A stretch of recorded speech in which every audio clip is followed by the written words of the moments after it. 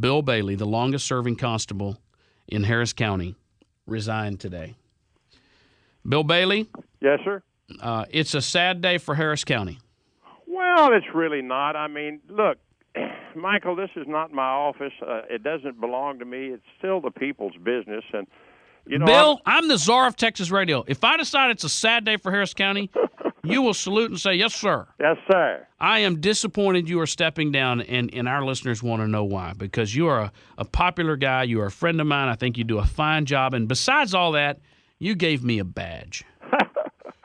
Well, I was going to not run for re-election anyhow, but my term goes through 2012, and it became obvious that I was going to have to lay off another employee.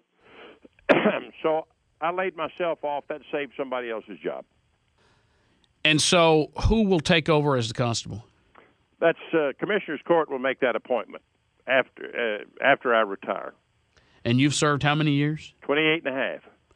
How many of our listeners do you think know that you used to do a morning show right here in Houston? You'd be surprised. People associate me more closely with the rodeo now than anything because I appear before 1.25 million people every year out there. But there's still a lot of people that remember when I was on the radio. Yeah. Constable, let me ask you a question. I want to make sure I understand exactly what's going through your mind because Houston Chronicle reports Harris County's longest-serving current constable resigned today at Commissioner's Court, upset by the layoffs he said he was forced to make after the county passed its leanest budget in years earlier this month. I want to talk about what cuts you had to make. Did you resign in protest? No. The first thing I told Commissioner's Court today, I was not there to play any kind of a blame game. This is not Commissioner's Court's fault. Look at the city of Houston. Look at the school district. Look at the state of Texas. Look at our federal government. It's across the board. But I think that Harris County, and I said this today, that I think we could have done a better job of forecasting the severity of the problem and prepared a little better to let our employees that we had to let go, to let them down a little easier. It was pretty abrupt from the time they passed the budget until I had to get them off of my payroll because the new budget was being loaded in and I had to meet certain criteria, certain numbers. Michael, for instance, my budget was cut $614,643 in 1 year. Bang. And that's out of a total budget of what? $6,175,000.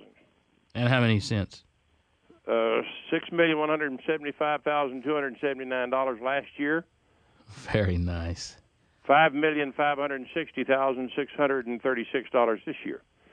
So it had to be cut. I understand it, and it's across. But let me tell you something. The commissioners took a bigger percentage cut than the constables did. But we're talking about apples and oranges. How many constables for Harris County? 8. Now, let me understand something. I heard from a number of I heard from some listeners when I first mentioned that I had some friends that were constables that were talking about cutbacks and some of the overtime programs and cutbacks. There was an article in the South Belt, Ellington is the South Belt right. leader, that was talking about the cutback of patrols through some of the communities. Right. For people that don't understand, and I could use a refresher, we start HPD obviously is just City of Houston. Right. Harris County Sheriff's Office is the primary law enforcement agency, and several people wrote in and said, but you got to understand, constables came in later. Right. We could do without them. Walk me through, though, because okay. I don't believe that to be true. It is not true in that law enforcement is law enforcement, whether it's coming from the sheriff or the constable. But many years ago, over 30 years ago, during the administration of Sheriff Hurd, it was decided to decentralize law enforcement and put it out in the communities. Today, that's a new thing. They call it community policing. But, I mean, they did that 30 years ago with Harris County, and they gave constables patrol in the neighborhood. All right, now, if somebody wants to contact somebody about a patrol problem, are they going to go downtown or are they going to come out in the precinct? It's a lot easier, and it's worked very well. I mean, it's just worked incredibly well over the years, and I think it still works. How many constables did you have total? 74 employees, and that's clerical, dispatch, civil, warrant, and patrol. Let me ask you a question. Michelle Obama has 26 servants. Do you have anybody that keeps your social secretary, your Michael, event I clean my planning, own toilet. your party planning? She has a chief of staff that makes $172,000 and 26 people for social events and correspondence and all. You don't have all that? I clean my own toilet. What does that tell you? So we have 8. Let me read to 8 you. constables, 16 JPs. Each precinct has 2 JPs.